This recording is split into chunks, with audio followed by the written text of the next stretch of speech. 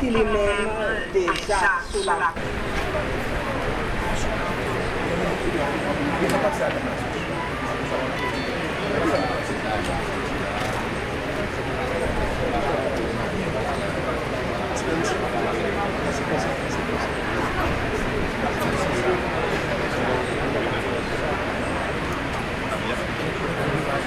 Non, pour là. C'est là. Fixer.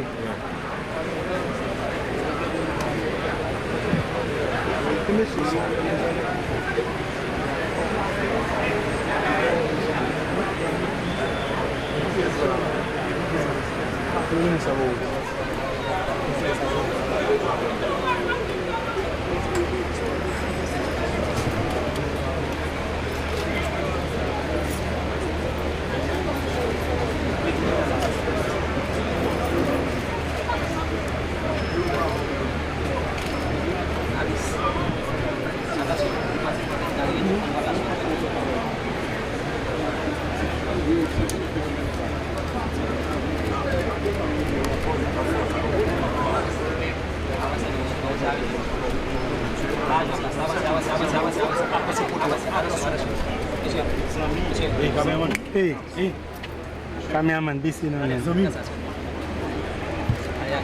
Hey. Zami, quelle télévision là? Non, on va capter, on va montrer,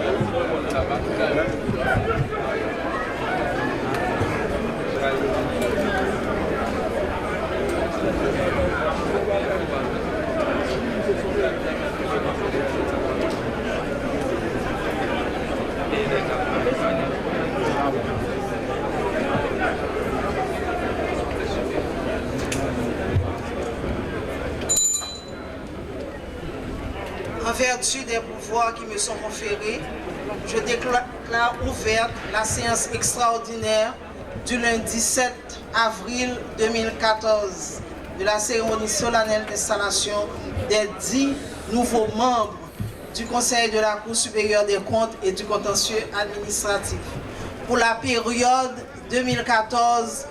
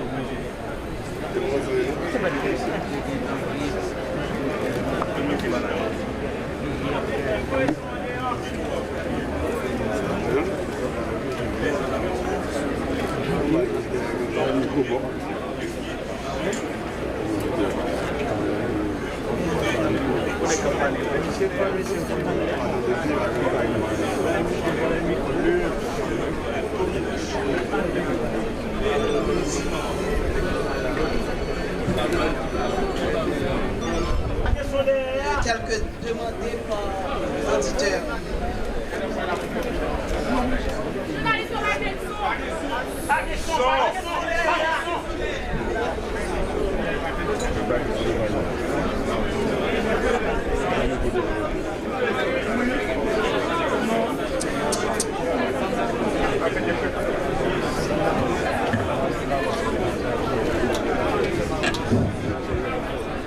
Moniteur numéro 31, du vendredi 14 février 2014.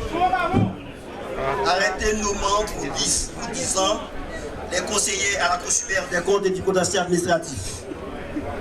Liberté, égalité, fraternité, République d'Haïti. Arrêtez Michel Joseph Martelly, président de la République. Vu les articles 136, 142, 200, 200-1, 200-2, 200-3, 200-4, 200-5, 200-6, 201, 202, 203, 204, 205 de la Constitution, considérant que le mandat des 10 conseillers de la Cour supérieure des comptes et du contentieux administratif est arrivé à terme, considérant qu'il y a lieu de procéder à la nomination de nouveaux conseillers, considérant que le Sénat de la République a formé une commission d'évaluation de 101 postulants, considérant qu'au cours de la séance publique du 3 septembre 2013, à la commission a présenté à l'Assemblée de son rapport et a lui demandé de voter favorablement les conclusions renommant les 10 candidats, considérant que le président du Sénat, en date du 4 septembre 2013, a transmis au chef du pouvoir exécutif pour être nommé la liste contenant ces 10 candidats, considérant que le pouvoir exécutif, à travers des champs de correspondance avec le Sénat, a exprimé les réserves sur les dossiers de quelques-uns des postulants, considérant cependant qu'au cours du dialogue interhaïtien, il a été convenu de trancher ce litige en procédant à la nomination des membres non contestés en attendant qu'il soit clarifié les suspicions qui planent sur les autres, considérant que c'est à cette fin que l'exécutif a décidé de publier partiellement des postulants en attendant que le Sénat clarifie la situation des autres candidats sur le rapport du ministre de l'économie et des finances et après délibération en conseil des ministres. Arrêté. Article 1er. Les citoyens et citoyennes dont les noms suivent sont nommés pour 10 ans conseillers à la Cour supérieure des comptes et du contentieux administratif. Numéro 1, Pierre Volmar de Messieurs. 2, Marie-France H. Mondésir. Numéro 3, Harold Elie. Numéro 4, Noni Henriette Mathieu.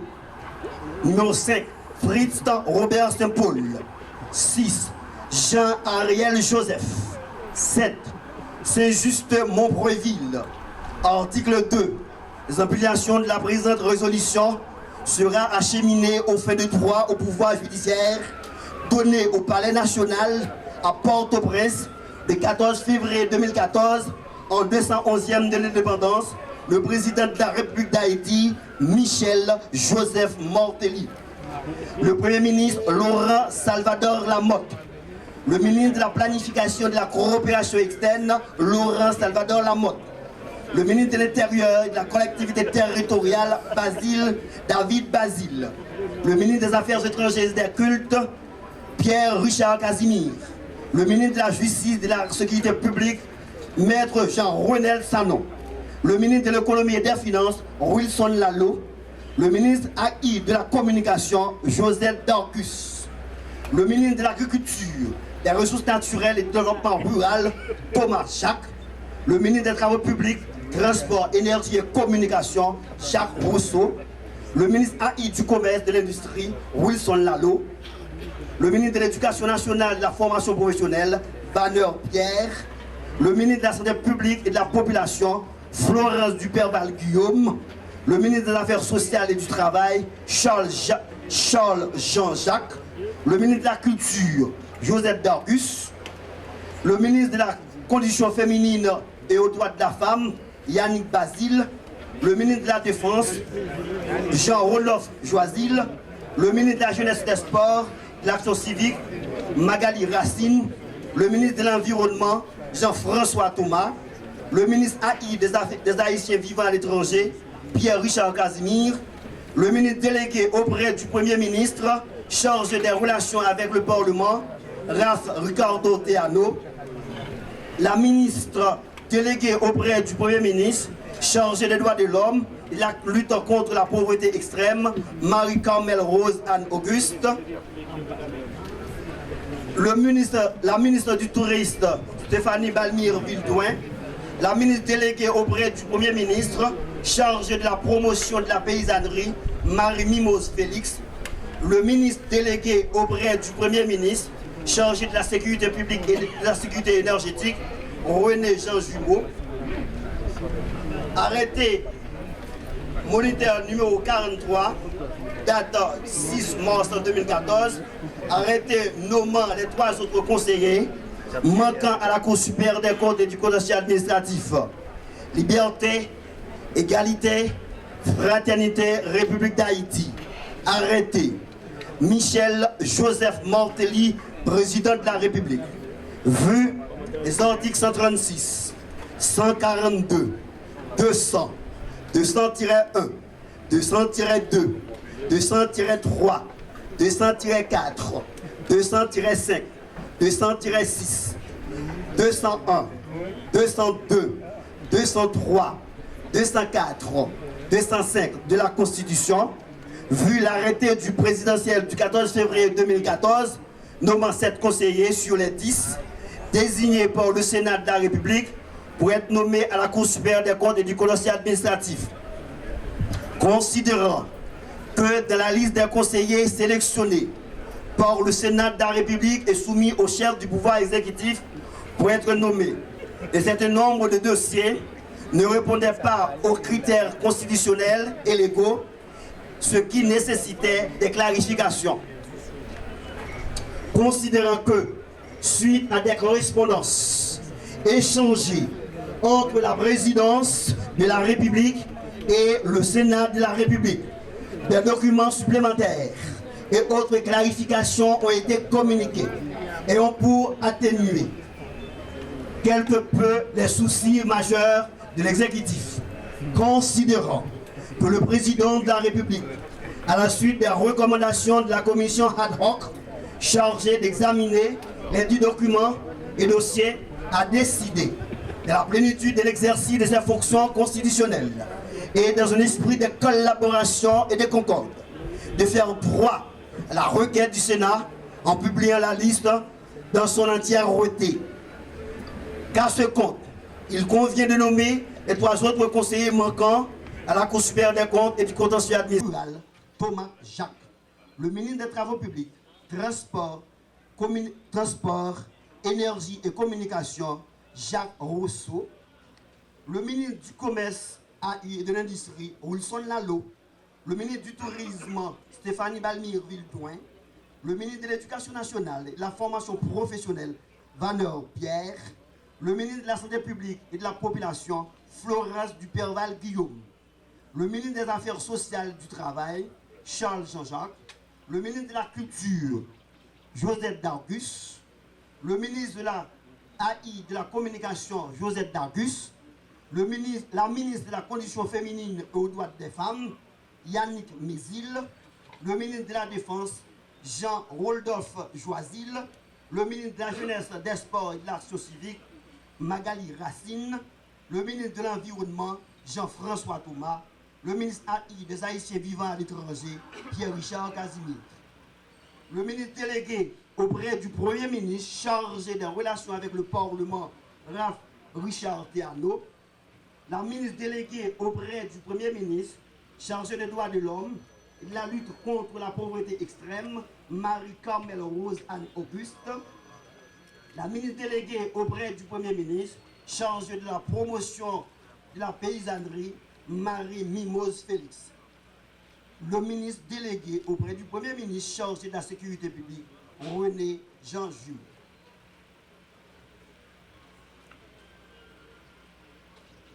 Monsieur le greffier.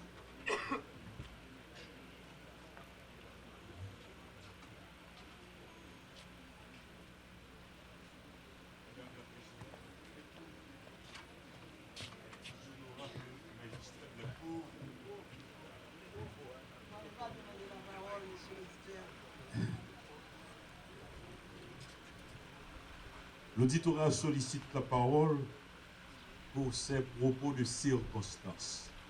Vous l'avez, monsieur l'auditeur. Merci, honorable président.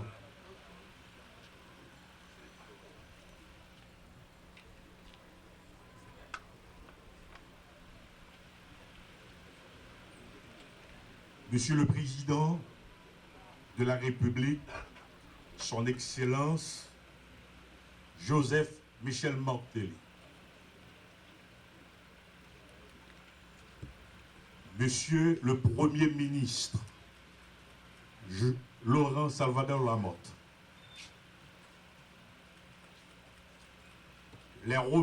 Monsieur Honorable Président de la Cour de cassation, Messieurs les représentants du pouvoir législatif, Messieurs les représentants du pouvoir judiciaire, Messieurs les représentants des organismes autonomes, Messieurs les représentants des corps diplomatiques,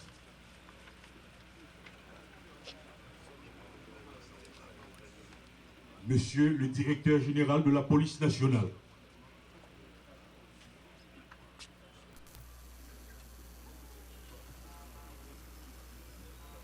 Monsieur le président de la Chambre des députés, distingués chers invités, ce jour d'aujourd'hui,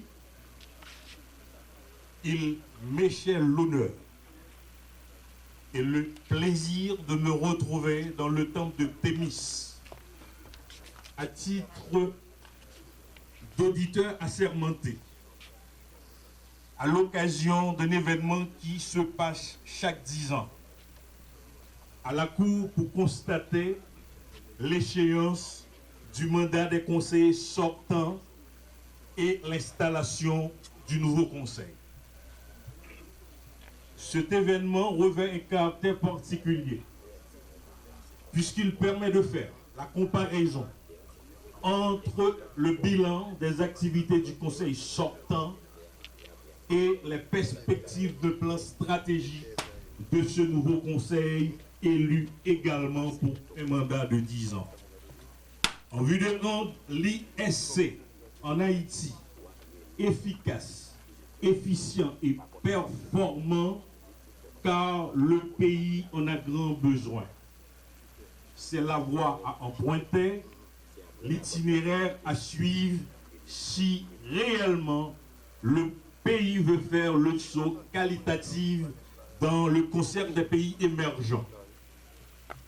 C'est ce nouveau paradigme qu'il faut préconiser.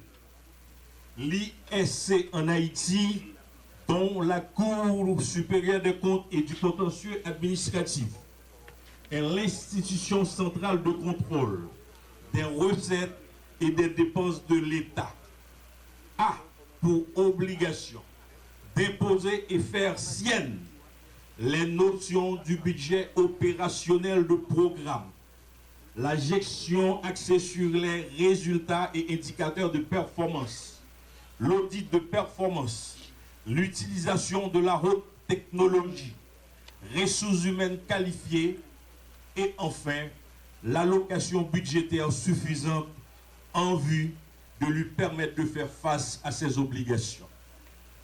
S'il est vrai que la performance d'une institution de contrôle ne peut pas se faire uniquement à l'aune du nombre d'arrêts rendus, mais elle peut constituer l'instrument de mesure établi entre le point A et le point B.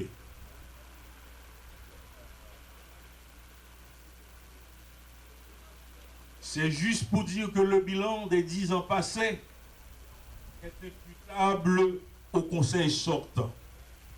Au crépuscule de cet itinéraire, il y a des irritants, des questions qui fâchent et taraudent les lèvres de plus d'un. Êtes-vous satisfait du travail accompli durant vos 10 ans de gestion à la Cour? Qu'avez-vous fait pour la collectivité? Peut-être l'histoire se chargera-t-elle pour le prononcer du verdict, incrimination ou félicitation. La réponse à ces questions facilitera la tâche aux membres du nouveau conseil pour l'évaluation du défi à relever l'immensité des besoins à abattre, l'enjeu juridico-politique à maîtriser. La Cour a acquis au fil des ans une importance et une valeur sans conteste au moment où le gouvernement s'engage dans un processus de réforme de la gestion des finances publiques. Il est légitime que la Cour s'interroge sur son présent, se prépare aux défis futurs, se met au diapason des ISE afin de parvenir à créer l'adéquation dans le cadre de la mission qui lui est assignée.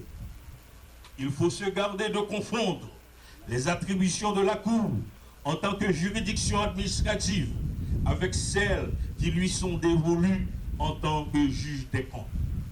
En tant que juridiction administrative, la Cour possède aussi des attributions consultatives garanties par la Constitution. De ce point de vue, c'est à tort que l'on reproche à la Cour d'être juge et partie quand elle donne son avis sur les projets, contrats ou accords dont l'État est partie et interviennent a posteriori pour ces mêmes contrats. De plus, il faut signaler, selon les dispositions de l'article 237-3, les comptes généraux ainsi que les projets de loi de règlement doivent être accompagnés de rapports de déclaration de conformité préparés par la Cour avant sa transmission au Parlement. De ce fait, la Cour doit mettre en œuvre un plan stratégique capable d'offrir une réponse réfléchie aux circonstances du moment.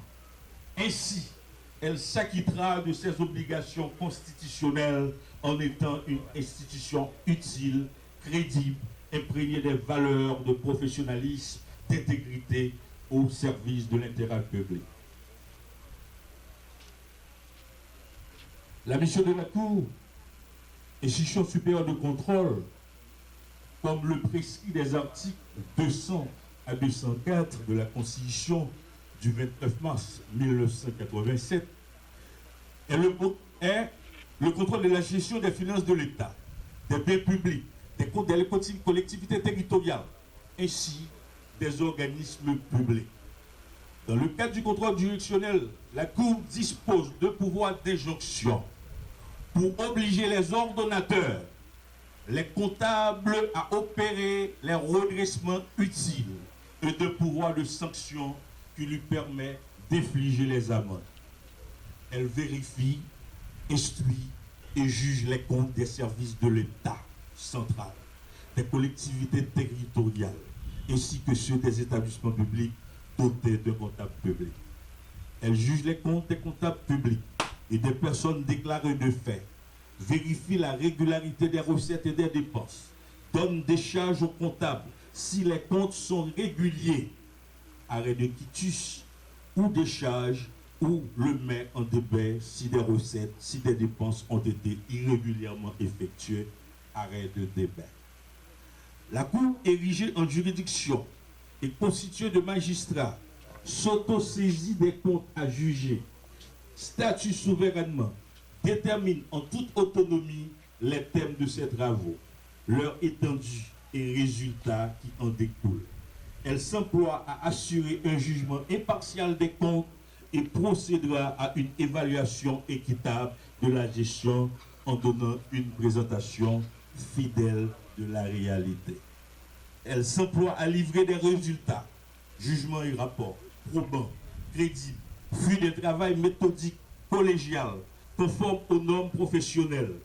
Elle veille à créer un milieu de travail qui favorise le respect mutuel, la sérénité, la dignité, la formation continue, la reconnaissance du mérite et l'excellence. La gouvernance est généralement définie comme étant le processus par lequel les entités sont dirigées, contrôlées en rendant des comptes. Aussi, est-il communément admis qu'à travers l'exercice d'une activité de contrôle et de consultation indépendante et objective, les institutions supérieures de contrôle peuvent ajouter de la valeur aux activités des entités contrôlées et des décideurs publics. À l'instar des autres institutions supérieures de contrôle dans le monde, la Cour entend contribuer d'une manière efficace dans l'instauration de la bonne gouvernance dans le secteur public. Honorable président de la Cour, honorable magistrat, la Constitution, les attributions ont placé la barre très haute. Une institution supérieure de contrôle est le thermomètre qui mesure le degré de la température du système de la démocratie d'un État, qui indique le périmètre de l'État de droit, le mandat qui vous est dévolu ne saurait être seulement l'apanage des accointances politiques ou le triomphe d'une posture idéologique majoritaire. Il doit être aussi caractérisé par un sacerdoce de vouloir protéger le bien collectif, le bien public. C'est à ce moment seulement on reconnaîtra que vous représentez les dignes fils de la patrie qui luttent pour faire entrer dans la modernité le pays dont vous êtes le co-héritier. Aujourd'hui, il faut reconnaître que le destin vous a placé parmi ceux qui ont le levier de commande de l'appareil de l'État, la machine de la puissance politique. Encore faut-il attendre 10 ans pour un bilan similaire à celui du Conseil sortant, pour voir ce nouveau Conseil se métamorphoser dans un exploit devenant le perchis, ayant la technique qu'il faut pour sauter la barre, quelle que soit sa hauteur. Honorable magistrat, ballon dans pied nous, mesdames, messieurs, les conseillers, jouez pour nous. Merci.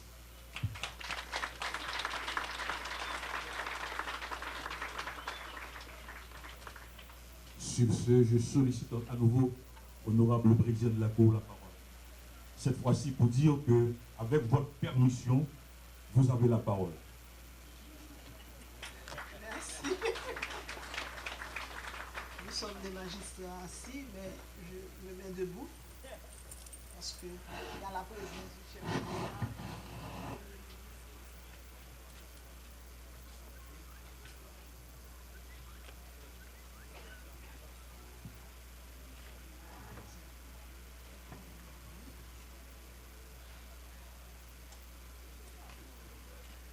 Monsieur le Président de la République, Monsieur le Premier ministre, Monsieur le Président du CSPJ et de la Cour de cassation, Mesdames, Messieurs les membres du gouvernement, Monsieur le Président de la Chambre des députés, honorables parlementaires, Mesdames, Messieurs les directeurs généraux, Mesdames, Messieurs les membres des organisations internationales,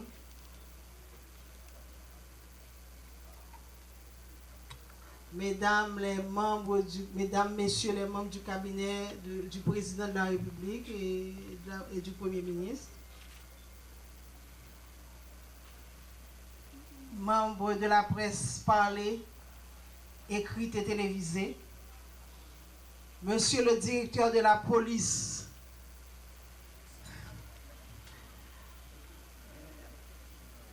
cadres et employés de la Cour, chers collègues sortants, chers collègues entrants, chers parents, chers amis et invités. La raison de l'histoire a voulu que je sois la dernière présidente de ce conseil qui vient de boucler ses 10 ans de mandat en conformité aux vœux de la Constitution. Le parcours n'a certainement pas été de tout repos, en raison même du rôle de contrôle qui est appelée à exercer la Cour supérieure des comptes et du contentieux administratif au niveau des différentes émanations de l'État. Une œuvre gigantesque dont la méticulosité lors de l'appréciation des dossiers soumis met parfois à rude épreuve la patience de telle institution concernée, retard dû la plupart du temps à l'abondance des textes à apprécier en des périodes particulières. Monsieur le Président de la République, je veux au tout début de mes propos vous remercier, tant en mon nom personnel qu'en celui de tous les fonctionnaires de l'institution, de nous gratifier de votre présence en ce jour de l'intronisation du nouveau Conseil de la Cour supérieure des comptes et du contentieux administratif. Ceci témoigne bien évidemment de l'attachement de votre Excellence au jeu démocratique, au rôle et à l'importance de nos institutions dans la gouvernance étatique. Monsieur le Premier ministre, non moins significative est la présence également de votre Excellence à la cérémonie de cet après-midi. Et je tiens à vous remercier pour l'intérêt dont vous avez toujours fait montre tout au long du processus de formation du nouveau Conseil. Vous êtes remerciés. Les conseillers, les employés de la Cour savent gré aux deux plus hauts responsables de l'État, Monsieur le Président de la République, Monsieur le Premier ministre, de cette profonde marque de considération que constitue leur présence à la manifestation du jour. Mes remerciements vont enfin aux honorables sénateurs de la République pour leur participation constructive à l'avènement de ce nouveau Conseil. Ceci constitue une nouvelle preuve de la volonté dans les plus hautes sphères de l'État d'œuvrer ensemble à la consolidation des acquis démocratiques en dépit des divergences auxquelles elles peuvent être éventuellement confrontées.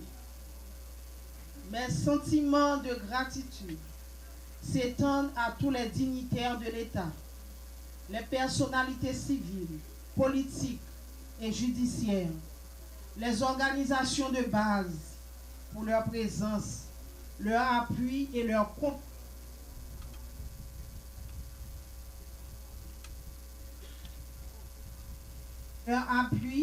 compréhension dans les moments difficiles, notamment de cette transition. Chers amis du Conseil sortant,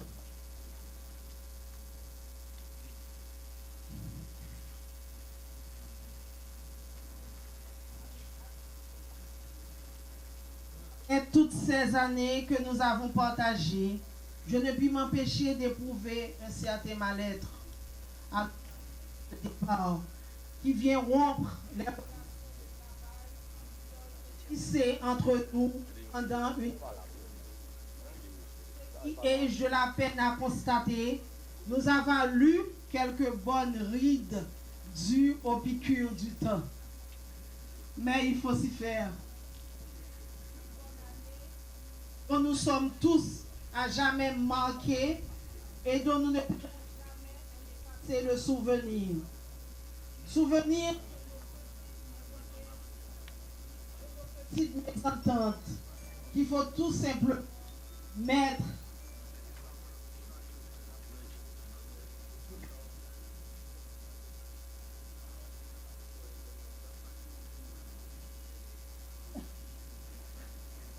bonne année dont nous sommes tous à jamais marqués et dont nous ne pourrons jamais effacer le souvenir. Souvenir de nos petites incompréhensions, de nos petites mésententes qu'il faut tout simplement mettre au compte des imperfections de la nature humaine, mais celui également de nos rigolades, de nos bonnes blagues. Et au milieu de tout cela, je veux profiter de l'occasion pour exprimer sans aucune crainte d'être désavoué, la reconnaissance affectueuse de tout le conseil, voire de tous les employés vis-à-vis de la vice-présidente, Madame Gerda Etienne, dont nous garderons le meilleur souvenir pour sa franche collaboration et sa correction que j'ai eu l'opportunité d'apprécier personnellement en tant que présidente. Merci, Gerda.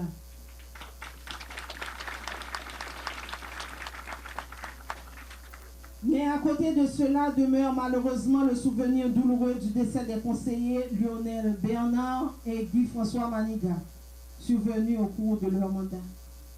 Le bagou empreint d'un certain pédantisme de maître Lionel Bernard et la sagesse, le calme imperturbable de Guy-François El Maniga nous ont bien manqué. Et je sollicite de l'assistance une minute de recueillement à leur intention.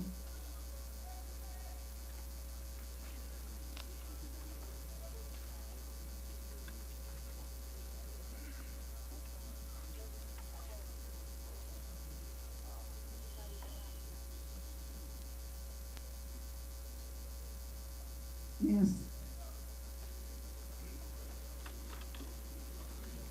Je m'en voudrais également de ne pas remercier mes collègues sortants qui, faisant preuve de clairvoyance, de lucidité et d'un élan de patriotisme, avaient décidé, à travers une résolution et au nom du principe de la continuité de l'État, de donner suite au dossier qui leur était adressé, bien qu'arrivés au terme de leur mandat constitutionnel.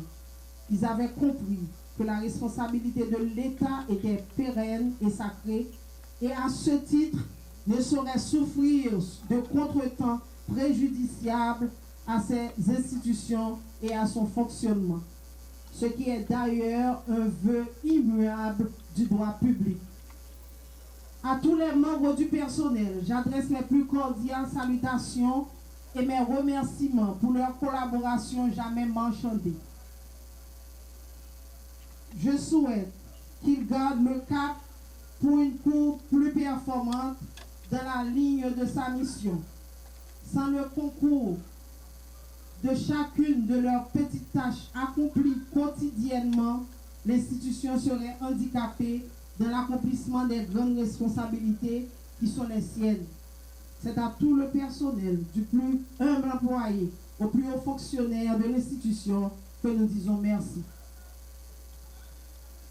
Mesdames, Messieurs les conseillers et nouveaux conseillers, je vous adresse mes plus vifs compliments et mes hommages à l'occasion de votre élection à la tête de l'une des plus importantes institutions, s'il faut en référer à sa mission telle que définie par la Constitution et la loi qui la régit. Ce qui nous responsabilise encore plus vis-à-vis de l'État et de ses différents organismes. Et comme je me plais à le répéter, tant vaut la Cour supérieure des comptes, tant vaut l'administration publique. Vous voilà désormais en charge de l'institution, mesdames, messieurs les conseillers. Je ne puis que vous en féliciter et vous souhaiter la plus cordiale bienvenue, tant en mon nom personnel qu'en celui de tous les employés. Que les efforts de tous et de chacun concourent à la bonne marche de l'institution pendant les prochains 10 ans. Je vous souhaite encore une fois, comme je l'avais fait à la Cour de cassation, je vous souhaite bonne besogne, que Dieu vous assiste et assiste la Cour supérieure des comptes et du contentieux administratif. Merci.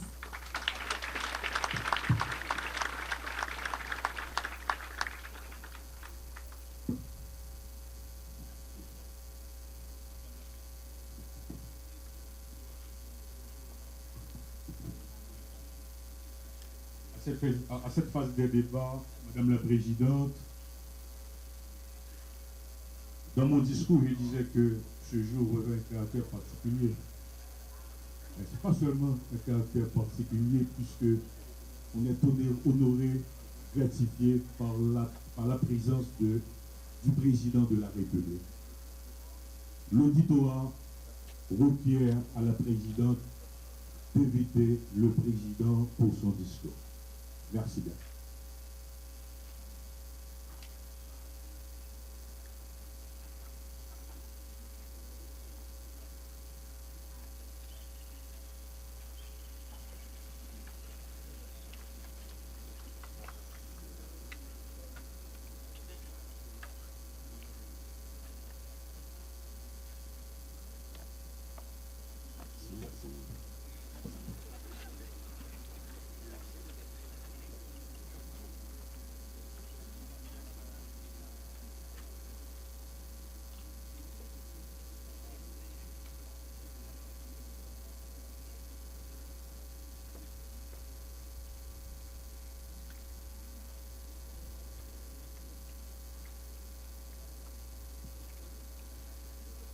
Monsieur le Premier ministre,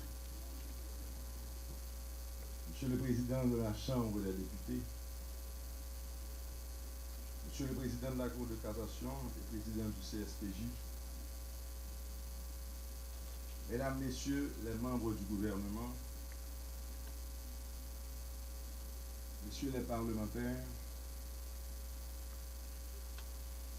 Mesdames, Messieurs les membres du Conseil de la Cour supérieure des comptes et du contentieux administratif,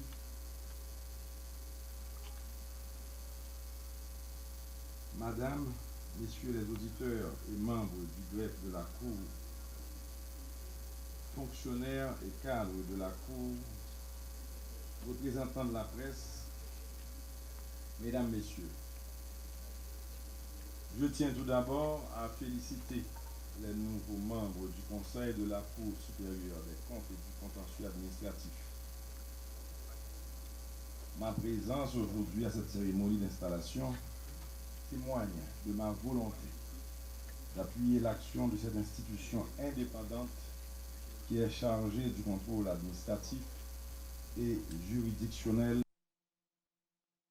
des dépenses de l'État, de la vérification de la comptabilité des entreprises d'État et des collectivités territoriales, pour ne citer que cela. Mesdames, Messieurs les membres du Conseil de la Cour supérieure des comptes et du contentieux administratif, vous avez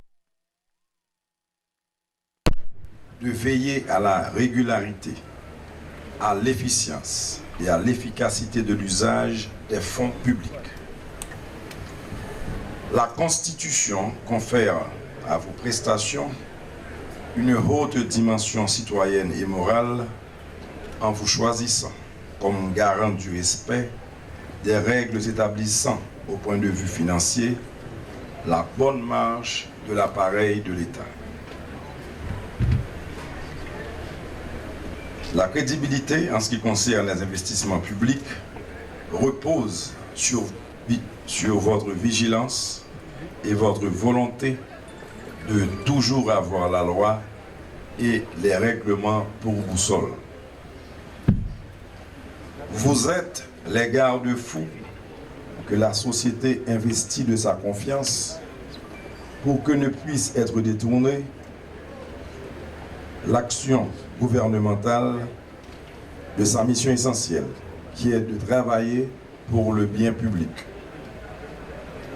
Votre tâche exige de vous impartialité, sang-froid, sens de la communauté.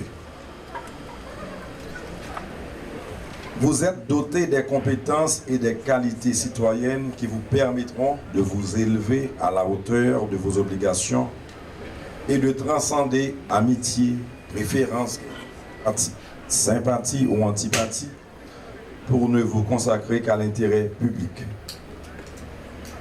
Mission exaltante que je suis sûr vous assumerez avec intelligence, tact et droiture.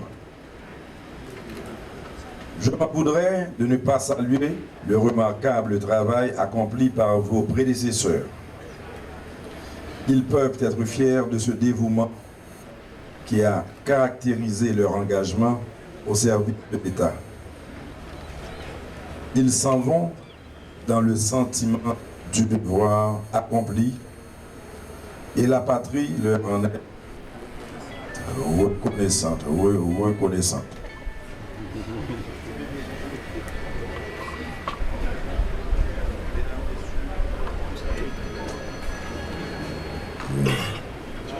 Mesdames, Messieurs, les nouveaux membres du Conseil du CSCCA, au seuil de votre entrée en poste, je vous réitère que le concours le plus total de mon gouvernement vous est acquis. Je souhaite que s'établisse une collaboration franche, loyale, entre l'exécutif et l'institution dont vous avez la charge dans le respect scrupuleux des normes légales. Je vous adresse mes vœux de bonne besogne. Merci.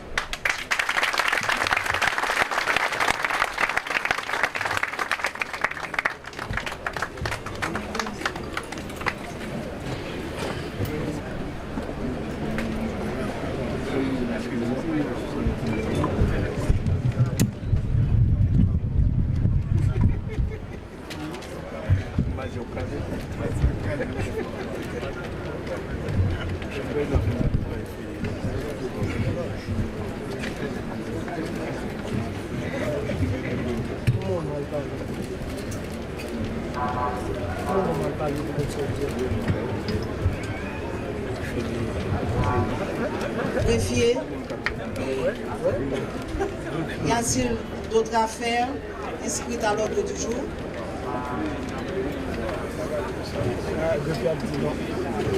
Plus rien n'est à l'ordre du jour, la Cour lève le siège. Merci.